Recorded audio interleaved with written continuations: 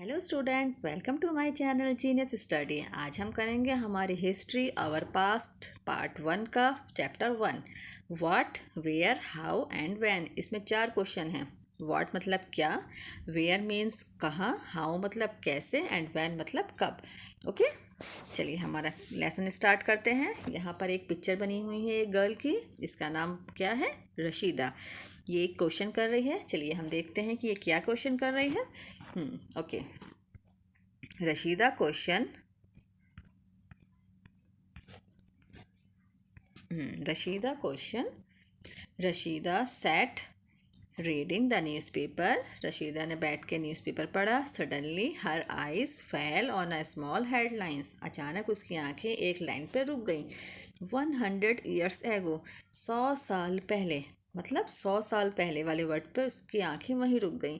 How she wandered, वो बहुत ज़्यादा वंडर हुई, हैरान हुई। कुड एनीवन नो, क्या कोई जानता है? व्हाट हैड हैपन, कि तब क्या हुआ था? सो मैनी ईयर्स एगो, इतने साल पहले। क्या कोई जानता होगा कि 100 साल पहले क्या हुआ होगा? ये रशीदा का क्वेश्चन है कि इतने साल पहले क्या हुआ होगा, क्या क्या करा होगा। Finding out what happen. चलिए फाइंड करते हैं, ढूंढते हैं क्या क्या हुआ है। यस्टरडे, अगर हमें यस्टरडे मतलब होता है जो कल, मतलब जो कल बीत गया।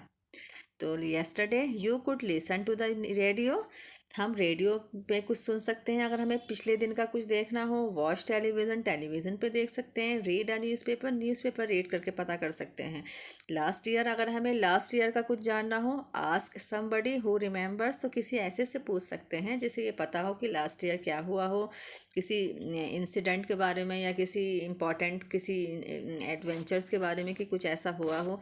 तो but what about long long ago, पर इतने पुराने टाइम के लिए क्या?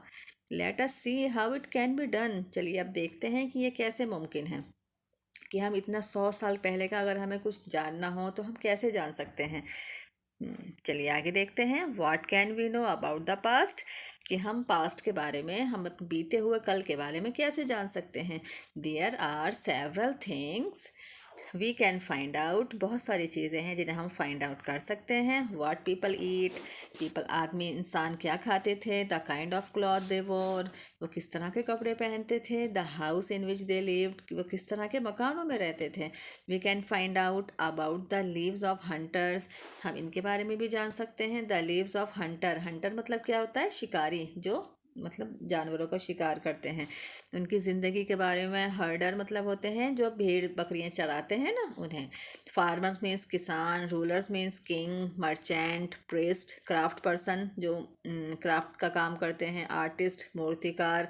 म्यूजिशियन, साइंटिस्ट, इन सभी के बारे में हम जान सकते हैं। We can also find out, हम ये भी जान सकते हैं कि about the game children's play, कि बच्चे कौन सा गेम खेलना पसंद करते हैं। द स्टोरी दे हियर्ड, उन्होंने कौन कौन सी स्टोरी सुन रखी हैं। द गेम दे सॉ, कौन कौन से गेम देखते हैं। और सॉन्ग दे sang, वो कौन कौन से गाने गाते हैं। ओके, ये सारी जानकारी हम ले सकते हैं। अगला है हमारा नेक्स्ट टॉपिक है वेयर डिड पीपल लिव, इंसान पहले कहाँ रहते थे। पीपल लिव, जानते हैं उनके बारे में, कहाँ रहते थे। Find the river Narmada on map 1, यहाँ एक मैप दिया हुआ है इधर पिक्चर उसमें बुक में, तो वहाँ पर हमें नर्मदा नदी को फाइंड करना है। Okay. People have lived along the bank of this river for several 100,000 years। कुछ आपको पता है कि रिवर्स के ही आसपास क्यों रहते थे लोग उस टाइम में? क्योंकि पानी, सबसे पहले तो यह है कि पानी हमारे लिए कितना ज़रूरी है। विदाउट पानी तो कोई सरवाइव नहीं कर सकता। पानी जितना ज़रूरी है, लेकिन उस पानी के आसपास रहना, इसलिए ज़्यादातर लोग रहा करते थे। शहर ज़्यादातर नदियों के किनारे इसलिए बसा हुआ करते थे क्योंकि लोगों को ये रहता था कि वो इतना लंबा ट्रैवल करके कहीं अगर वो दूर हैं उन नदियों से, तो वो उन्हें पानी की ज़रूरत है, तो वो कैसे इतना लंबा ट्रैवल करेंगे। क्योंकि उस टाइम में तो कोई व्हीकल्स भी नहीं थे, कोई भी इस तरह का कोई भी इन्वेंशन नहीं हुआ था किसी गाड़ी को लेकर जब तक।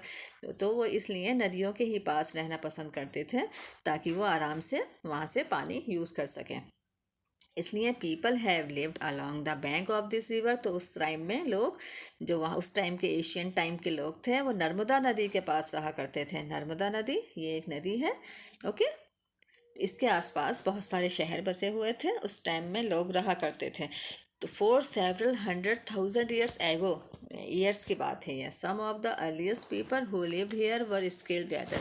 सम ऑफ द अर्लीस्ट पीपल, इनसे भी पहले जो लोग रहा करते थे वो स्किल्ड गैदर थे। स्किल्ड मतलब जैसे वो जंगल में जा रहे हैं तो वो जंगल में जो भी उन्हें सामान मिला उन्हें गैदर्स मतलब इकट्ठा करते थे। जैसे उन्हें जंगलों में घूम घूम कर उन्हें कोई एनिमल मिला तो उन्होंने उसका शिकार कर लिया, उसे ले लिया। कोई फ्रूट्स मिल गए किसी पेड़ पर तो उन्हें इकट्ठा कर लिया। तो झुंड में जाया करते थे ये लोग खाने की तलाश में। और फिर किसी को कुछ मिल गया फ्रूट या कोई फ्लावर्स उन्हें लगा कि ये हम खा सकते हैं तो वो सब इकट्ठा कर लेते थे। That is people who gathered their food, ये सब लोग झुंड में इकट्ठे होकर जाते थे खाने की तलाश में और फूड इकट्ठा करके लेके आते थे। They knew about the vast wealth of plant in the surrounding forest and collected roots fruits and other forest produce for their food. Okay, they knew about the vast wealth of plants, वो जानते थे कि plants कितने ज़्यादा ज़रूरी हैं तो इसलिए वो जंगलों में घूमा करते थे, जंगलों में ही रहा करते थे, जंगलों के आसपास। Surrounding forest and collect roots, वो रूट्स मतलब जड़ें भी इकट्ठी करते थे बहुत सारे प्लांट्स की। उन्हें लगता था कि ये हम यूज़फुल हैं, ये हम खा सकते हैं। फ्रूट्स भी कलेक्ट करते थे, अदर फॉरेस्ट प्रोड्यूस भी कलेक्ट करते थे। जैसे कि फॉरेस्ट में और क्या क्या होता है, एनिमल्स होते हैं, उनका शिकार करते थे। फॉर देयर फूड, अपने खाने के लिए जो उन्हें लगता था कि ये हम खा सकते हैं वो सब कलेक्ट करते थे। कहाँ से? फॉरेस्ट से, जंगलों से। दे ऑल्सो हंटेड एनिमल्स, वो एनिमल्स को हंटेड भी करते थे, मीन्स उनका शिकार भी करते थे एनिमल्स का। They also hunted animals. Okay, ये है हमारा वेयर डिड पीपल लिव, कि कहाँ रहते थे उस टाइम में। हमारा आगे है now find the Sulaiman and Kirthar hills to the north west. Sulaiman हम जानते हैं, सुलमन एंड किर्थर हिल जो है नॉर्थ वेस्ट में है। सम ऑफ द, ये वाली ये हमने अपनी वर्कशीट में किया है एसएसटी की। Okay, some of the areas where women and man first began to grow crops, ये वो एरिया है जहाँ पर औरतों ने और आदमियों ने सबसे पहले क्रॉप्स को ग्रो किया था, मतलब गेहूँ ये सब अनाज वगैरह उन्होंने यहाँ पर ग्रो किए थे, उगाए थे। Such as wheat, barley, about 8,000 years ago are located here. 8,000 years एगो, ये मतलब गेहूँ और अलग दूसरे अनाजों को उगाया गया था। कौन सी वाली? उसमें सुलाइमन एंड किर्थर हिल, ये हमने वर्कशीट में भी किया था। ये जहाँ पर सबसे पहले इन जगह पर, इस हिल्स पर जो नॉर्थ वेस्ट में है, यहाँ पर सबसे पहले अनाज उगाए गए थे। Okay, people also began rearing animals, like उन्होंने फिर पालना भी शुरू करा। अब तक तो वो एनिमल्स को हंट कर रहे थे, उनका शिकार कर रहे थे, लेकिन उन्होंने सोचा कि कुछ एनिमल्स ऐसे हैं जिनसे हमें फ़ायदा होता है, लाइक जैसे शीप हैं, गॉट हैं, एंड कैटल मीन्स भेड़ बकरी हैं, और मतलब बड़े जानवर हैं, ये सब भैंस वगैरह। काउ लिव्ड इन विलेज, जिन्हें वो जो विलेज में रहते थे तो उन्होंने इनका पालना भी शुरू करा। इनसे शीप से उन्हें वूल वूल मिलती थी, गॉट दूध के लिए। तो ये सब, एंड लिव्ड इन विलेज, और वो विलेज मतलब गाँवों में रहते थे। Locate the Garo hills to the north east and the Vindhyas in central India, हमें यही ढूंढने हैं मैप के अंदर। Okay, these were some of the other areas, ये कुछ अलग अलग एरियाज हैं वेयर एग्रीकल्चर डेवलप्ड। ये कुछ ये जो जगहें हमने यहाँ ऊपर मैंने बताई हैं, कौन कौन सी?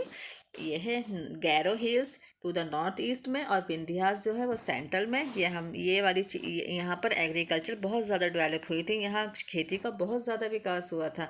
The places where rice was first grow are to the north of the Vindhyas, सबसे पहले विंध्यास जो नॉर्थ में आता है, सबसे पहले राइस यहाँ उगाया गया था। वीट का और बार्ले कहाँ उगाया गया था?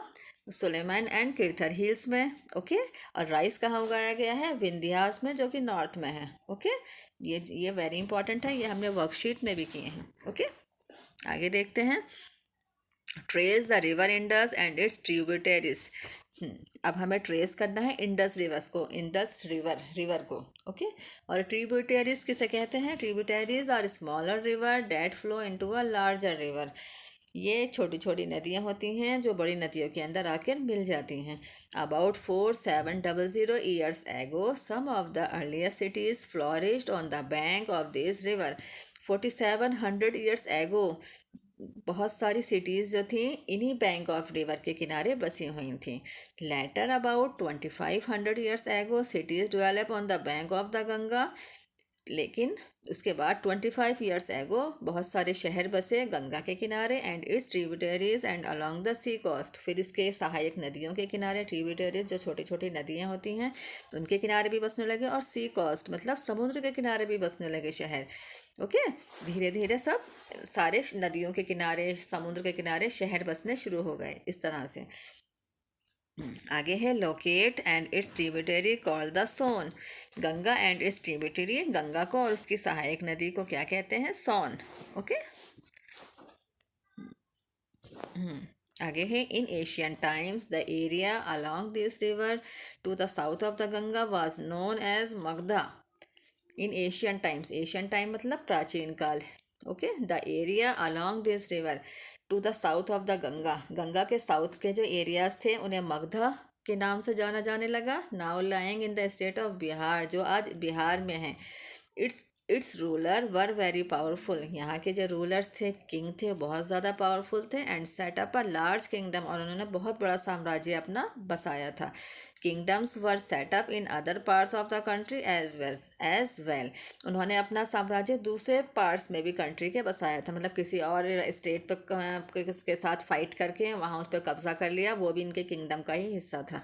ओके, जो मगधा थे वो गंगा के साउथ में जो रिवर्स थी, गंगा के साउथ में जो मतलब रिवर्स के पास बसे हुए थे उन्हें मगधा कहा जाता था। मगधा के रूलर्स बहुत पावरफुल थे, उन्होंने बहुत बड़ा सेटअप किया था अपने लार्ज किंगडम का। तो ये क्वेश्चन आ सकता है आपके लिए कि मगधा के बारे में बताइए, please explain about the Magadha. तो ये है, और जो मगधा आज कहाँ पर है? बिहार में है। तो इन्होंने सिर्फ अपना साम्राज्य ही बड़ा नहीं किया, उन्होंने दूसरे जो कंट्री के पार्ट्स थे उनको भी अपने साम्राज्य का हिस्सा बनाया था। Throughout people travel from one part of the subcontinent to another, लोगों ने अब ट्रैवल करना शुरू कर दिया था, यहाँ तक कि वो दूसरे सब कॉन्टिनेंट में भी, मतलब दूसरे महाद्वीप में भी जाने लगे थे। The hills and the high mountain including the Himalayas, desert, rivers and sea made journey dangerous at times. लेकिन उस टाइम में सोचिए कि जब किसी के पास कोई आने जाने की सुविधा भी नहीं थी, कि कोई व्हीकल्स का भी इतना बड़ा वो नहीं था, लोग ऐसे ही घोड़ों पर या हाथी पर इस तरह की सवारियां, मतलब एनिमल्स की राइडिंग की ही राइडिंग जो हुआ करती थी, कोई व्हीकल्स तो थे नहीं उस टाइम में, ना उनका इन्वेंशन हुआ था, तो इन पर ही बैठ कर जाया करते थे। उन्हें कितनी प्रॉब्लम होती होगी इस जगह से उस जगह जाने में, सोचने में भी कि अगर हमें जाना है, हम किसी और जगह जाके रहेंगे, किसी दूसरे स्टेट में ही जाने के बारे में अगर वो सोचेंगे तो उन्हें कितनी प्रॉब्लम होती होगी। लेकिन अगर वो किसी दूसरे सब कॉन्टिनेंट में जाने का सोचते होंगे, किसी महाद्वीप में जाने का सोचते होंगे, तो उन्हें कितनी प्रॉब्लम होती होगी। उन्हें तो ये पता भी नहीं होगा कि रास्ते में क्या क्या पड़ेगा। डेजर्ट भी आ सकते हैं, हो सकता है इतने बड़े माउंटेन आए, या समुद्र ही इतना बड़ा बीच में आ जाए, तो कैसे उसे क्रॉस करेंगे? कोई समुद्र पार करने के लिए कोई उनके पास वो नहीं है, बोट्स नहीं हैं, कोई शिप नहीं है उस टाइम में। तो किस तरह की बहुत ज़्यादा डेंजर जर्नी हुआ करती थी उस टाइम में, बट नेवर पॉसिबल। लेकिन वो इम्पॉसिबल नहीं थी। उनकी हिम्मत, उनके अंदर इतना डिटर्मिनेशन था, इतना करेज था कि उन्हें ये पता था कि रास्ते में इतनी प्रॉब्लम्स आएंगी, इतना सब कुछ होगा, हमें हिमालयाज भी मतलब पार करना पड़ सकता है, डेजर्ट भी आएंगे, रिवर्स भी आएंगे, यहाँ तक का सी भी हमारे रास्ते में आएगा उस जर्नी में। लेकिन फिर भी उन्होंने इस चीज़ को इम्पॉसिबल नहीं माना, उन्होंने सोचा जो भी होगा हम उसे पूरा करेंगे। So man and women moved in search of livelihood, तो आदमी भी और औरतें भी दोनों अपने खाने की तलाश में, लिवलीहुड मीन्स होता है खाना, खाने की तलाश में, अपनी ज़िंदगी की को बेहतर बनाने की तलाश में इधर से उधर दूसरे स्टेट में भी, दूसरी जगहों में भी ट्रैवल करने लगे थे। So also to escape from natural disaster, और बहुत से इसलिए भी ट्रैवल करने लगे थे कि नेचुरल डिज़ास्टर कभी कभी ये होने लगा था, जैसे कोई रिवर्स के किनारे रह रहे हैं और अगर फ्लड आ गया या कुछ हो गया तो उसकी वजह से भी उन्हें प्रॉब्लम हुआ करती थी। जैसे लाइक फ्लड है, ड्राउट मतलब अकाल पड़ गया तो उन्हें प्रॉब्लम हो रही है समटाइम्स, जैसे इस स्टेट में अकाल पड़ गया है या फ्लड आ गया है, तो वो लोग बहुत ज़्यादा फिर अपना मतलब प्रॉब्लम आ जाती थी, तो वो सोचते थे हम किसी दूसरी जगह चले जाते हैं जहाँ पर ये प्रॉब्लम नहीं है।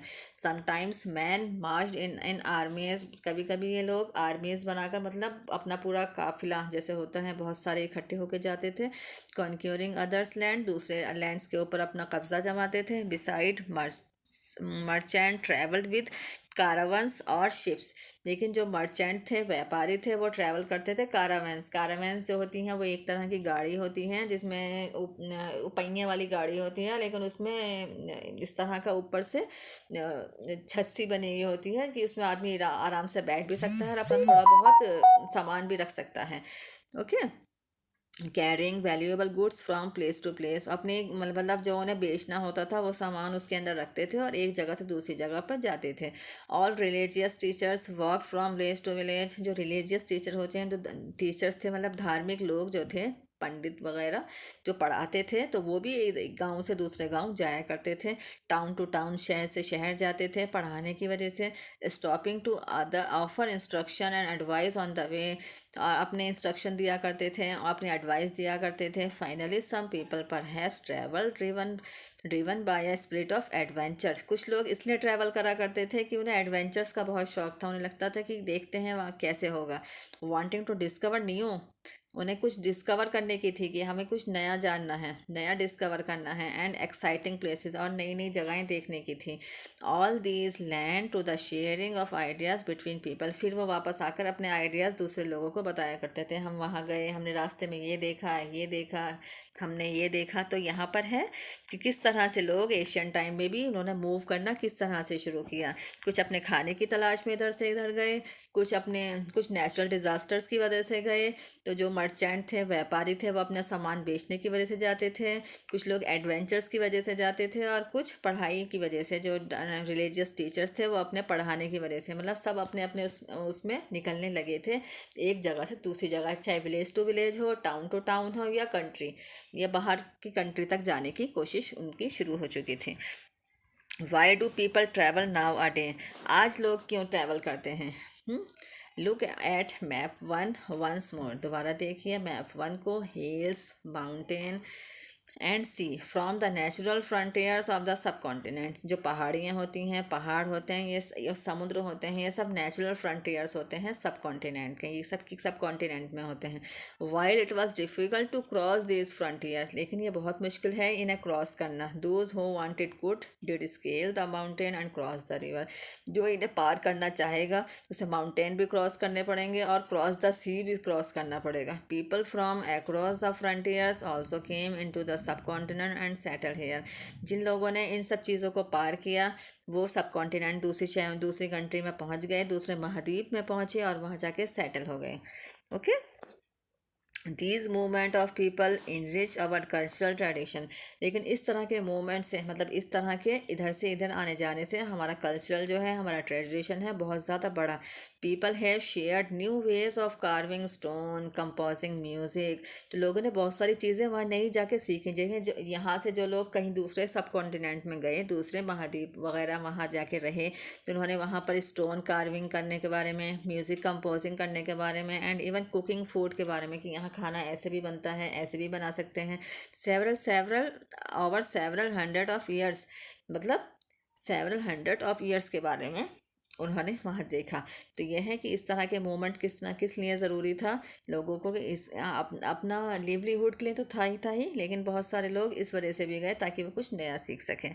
Okay. Name of the land, हमें लैंड के बारे में जानना है। Name of the land, two of the word we often use, कि हमारे जो ज़मीन का नाम है, जो लैंड है हमारा, ये उसका नाम कैसे पड़ा।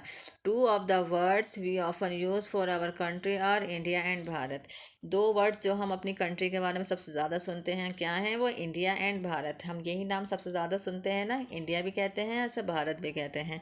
चलिए आगे देखते हैं। The word India come from the Indus called Sindhu in Sanskrit, ये इंडिया वर्ड जो है इंडस नदी से आया है, जो नदी है हमारी, जिसको कॉल्ड सिंधु इन संस्कृत, जिसे संस्कृत में सिंधु नदी भी कहा जाता है।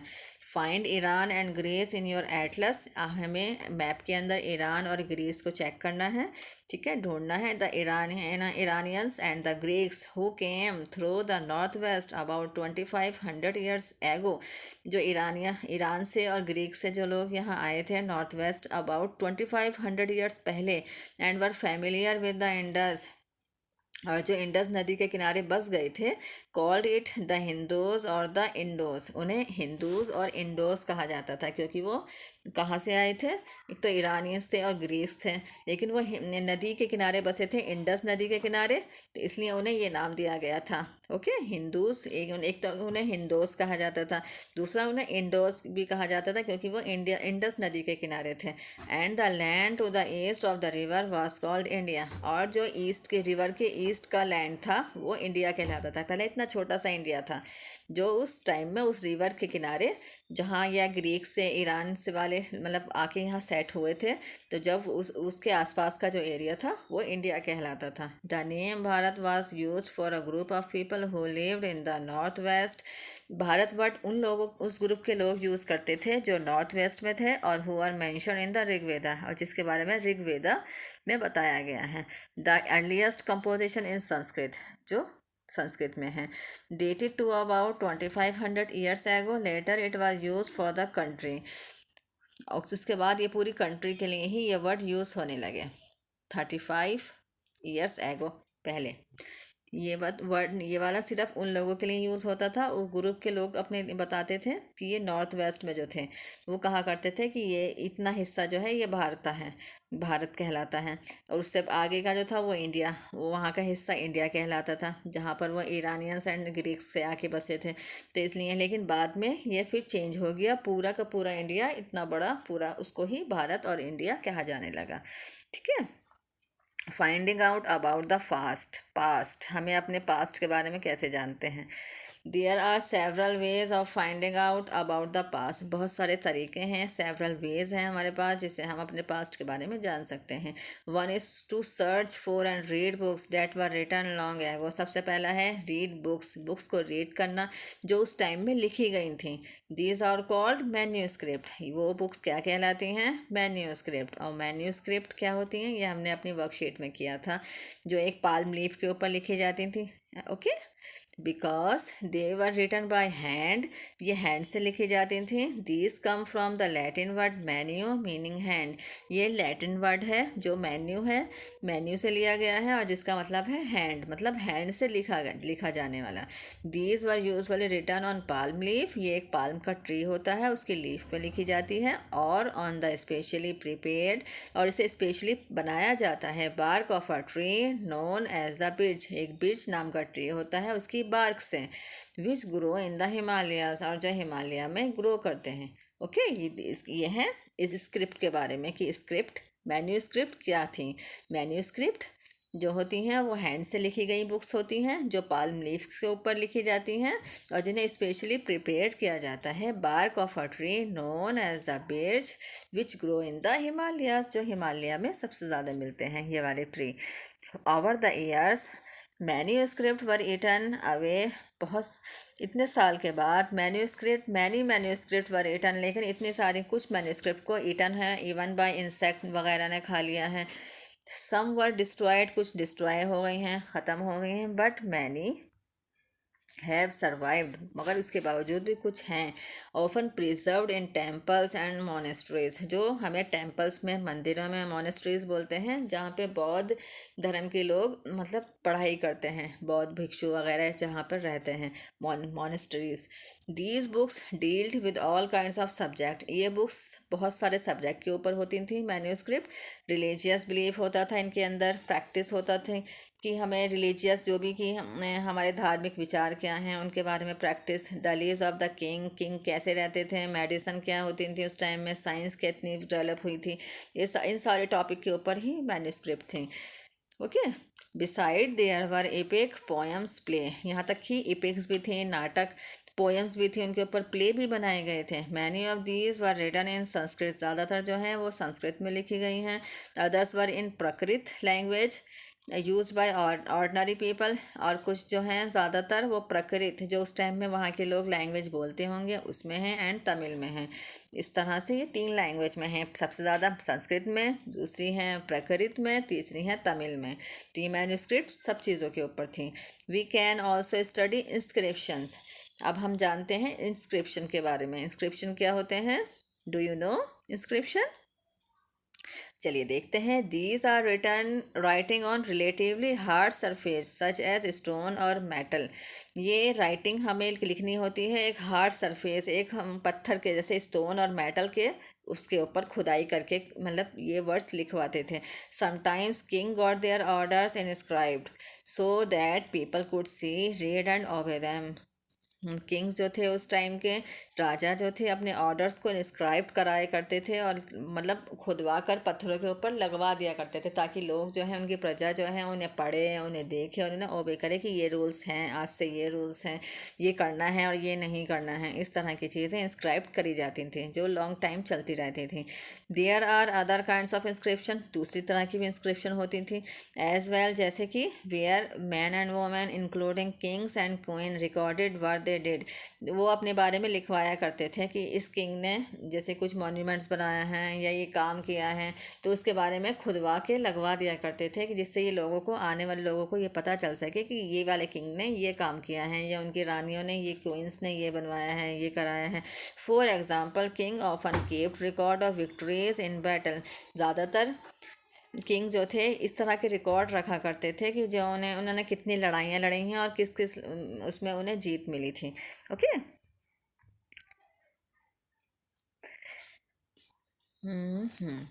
Can you think of the advantage of writing on a hard surface. क्या आप सोच सकते हो कि इसका क्या एडवांटेज होता होगा किसी हार्ड सरफेस के ऊपर राइटिंग करने का। And what could have been the difficulties, और इसके अंदर क्या क्या डिफ़िकल्टीज आती होंगी। Okay. There were many other things that were made and use in the past. बहुत सारी चीज़ें हैं जो मेड होती हैं, जो बनी थी और यूज़ हुई पास्ट में। Those who study these object, और जो लोग इनके बारे में स्टडी करते हैं, इन चीज़ों के बारे में जानते हैं, और कॉल्ड आर्कियोलॉजिस्ट।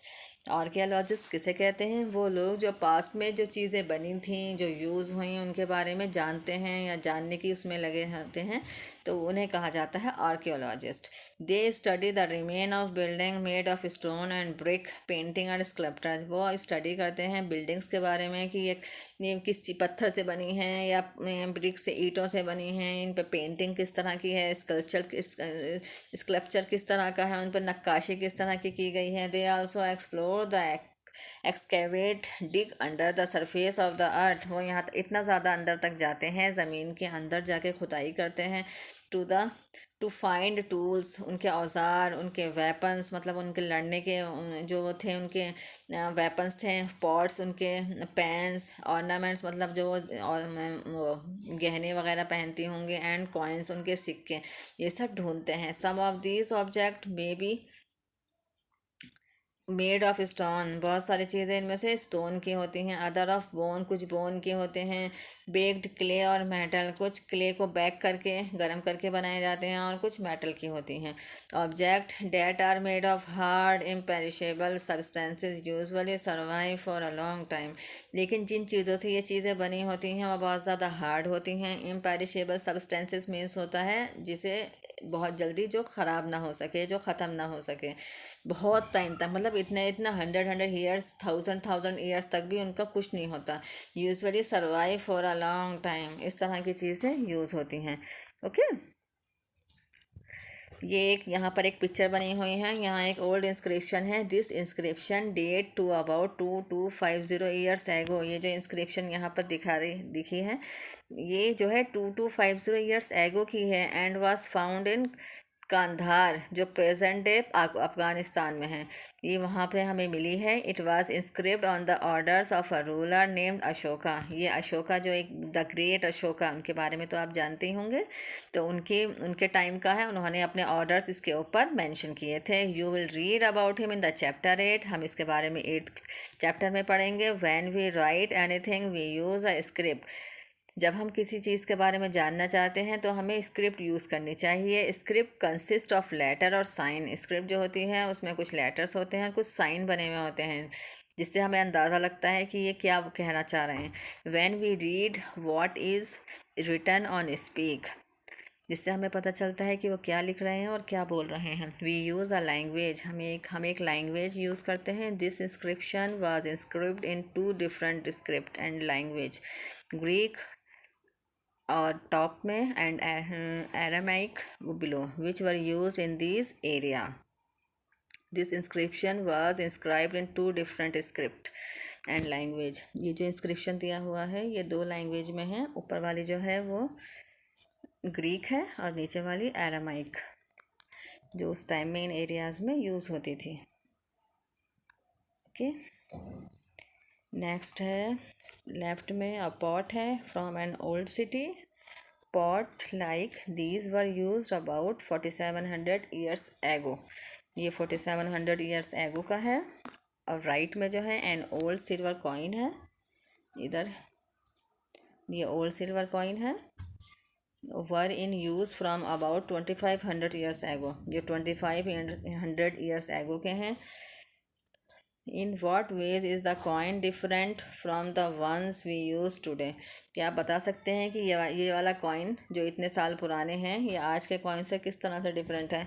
बहुत ज़्यादा डिफरेंट है, क्योंकि इस वाले कॉइन्स में हमें कुछ समझ नहीं आ रहा है। कुछ लग तो रहा है कि कुछ पिक्चर्स बनी हुई हैं, लेकिन ये समझ नहीं आ रहा है कि कितने का कॉइन है, किस टाइम का है, और कौन से किंग का इस पे वो भी नहीं है। जो हमारे आज के कॉइन्स होते हैं वो तो उस पर तो सब कुछ मेंशन होता है कि कितने रुपीज़ का है, 5 का है, 10 का है। Okay, archaeologist also look for bones of animals. Archaeologist जो होते हैं वो बोन्स को भी बहुत ज़्यादा ध्यान से देखते हैं ऑफ एनिमल्स की, जैसे बर्ड्स की, फिश की, to find out what people ate in the past, कि वो लोग क्या उस टाइम में क्या क्या खाते होंगे। Plant remains survive far more rarely. Plants उस टाइम में ज़्यादा टाइम तक सर्वाइव करते इफ़ सीड ऑफ ग्रेन और piece of wood have been burnt. ये उस टाइम में उनकी ये सोचते थे कि अगर हम ग्रेन की सीड को, बीजों को और वुड के पीसेस को अगर हम जला दें तो वो बहुत लंबे टाइम तक सर्वाइव करेंगे। तो ये सर्वाइव इन अ चायरेड फॉर्म, वो दूसरी फॉर्म में सर्वाइव करते हैं। Do you think cloth is found frequently by archaeologist. क्या आप ये सोचते हैं कि क्लॉथ भी, कपड़ा भी मिला होगा आर्कियोलॉजिस्ट को उस टाइम का कोई? हिस्टोरियंस मतलब जो हिस्ट्री के बारे में पढ़ाते हैं। Historian that is scholars who study the past. जो हमें स्कॉलर्स जो होते हैं जो स्टडी करते हैं पास्ट के बारे में, often use the word source to refer to the information found from manuscript, inscription and archaeology. वो सब इंफॉर्मेशन फाउंड करते हैं, इंफॉर्मेशन निकालते हैं, मैन्यूस्क्रिप्ट पढ़ने की कोशिश करते हैं जो उन्हें मिली हैं, इंस्क्रिप्शंस पढ़ने की कोशिश करते हैं, आर्कियोलॉजी से जो वो उन्हें खुदाई में मिले हैं उन सब से जानने की कोशिश करते हैं। Once sources are found, learning about the past become an adventure. Learning about the past, सबसे बड़ा सोर्स तो यही होता है कि हमें अपने पास्ट के बारे में जानने में एडवेंचर लगता है। As we reconstruct it bit by bit, तो हम इसे रिकन्स्ट्रक्ट कर देते हैं। जैसे हमें किसी के उसके बारे में, जैसे कोई हमें इन्हें आर्कियोलॉजिस्ट को पुराने टाइम का कुछ किसी भी जैसे कह सकते हैं ये मैन्यूस्क्रिप्ट मिली है, मैन्यूस्क्रिप्ट वगैरह मिली हैं, या किसी के कोई बोन्स वगैरह किसी भी एनिमल्स की या कुछ मिला हो इस टाइप का, तो वो उसे रिकन्स्ट्रक्ट कर देते हैं, दोबारा से उसमें दोबारा से बनाने की कोशिश करते हैं। So historians and archaeologist are like detective. Like so इस तरह से हिस्टोरियंस भी जो हिस्ट्री पढ़ाते हैं, हिस्ट्री के बारे में जानने में लगे रहते हैं, और आर्कियोलॉजिस्ट दोनों एक डिटेक्टिव होते हैं who use all this sources like clue. वो जितने भी उन्हें सोर्सेज मिलते हैं उन्हें क्लू की तरह यूज़ करते हैं to find out about our past, और अपने हमारे पास्ट को जानने की कोशिश करते हैं। यही कोशिश उनकी दिन रात रहती है कि कुछ ऐसा मिल जाए जैसे हमें ये पता चले कि वो लोग उस टाइम में क्या खाते थे, क्या पहनते थे और कैसे रहते थे। तो ओके, आज हम इस वीडियो में बस यहीं तक पढ़ेंगे। हमारी अगली वीडियो हम इसके यहाँ से वन पास्ट और मैनी से स्टार्ट करेंगे। ओके, ये हमारी लेसन की समरी, समरी नहीं, लेसन में आज हम इस वीडियो में यहीं तक ही कंप्लीट करेंगे। अब अपनी नेक्स्ट वीडियो में हम इससे आगे के इसके बारे में फुल एक्सप्लेनेशन आपको देंगे। ओके, चलिए ठीक है। आई होप कि आपको मेरी ये जो मैंने ये वर्ड टू वर्ड एक्सप्लेन किया है लेसन आपको समझ आ गया होगा। अगर आपको कहीं भी कोई डाउट हुआ हो, किसी भी बच्चे को, किसी भी स्टूडेंट को, तो आप प्लीज़ मुझे कमेंट बॉक्स पर लिख कर ज़रूर बताएं। मैं दोबारा से उसे एक्सप्लेन करूँगी, उसके डाउट क्लियर करूँगी। ओके, आई होप कि आपको ये वीडियोस अच्छी लगी होगी। अगर आपको मेरी ये वीडियो अच्छी लगी तो आप प्लीज़ इसे लाइक करें, शेयर करें एंड सब्सक्राइब ज़रूर करें। अब हम फिर मिलेंगे हमारी अगली वर्कशीट में। तब तक के लिए bye bye and take care and always wash your hand with soap and water regularly. अगर आप कोई भी स्टूडेंट ये चाहते हैं कि मैं किसी भी सब्जेक्ट का कोई पर्टिकुलर टॉपिक जिसे आप चाहते हैं कि मैं उसके बारे में पहले पढ़ाऊँ, तो आप प्लीज़ मुझे कमेंट बॉक्स पर लिख कर ज़रूर बताएं। मैं उस चैप्टर की वीडियो उसके बारे में सबसे पहले आपके लिए वो वीडियो डाल दूँगी। ओके, चलिए ठीक है, फिर मिलेंगे हमारी अगली नेक्स्ट वीडियो में। तब तक के लिए bye bye and take care.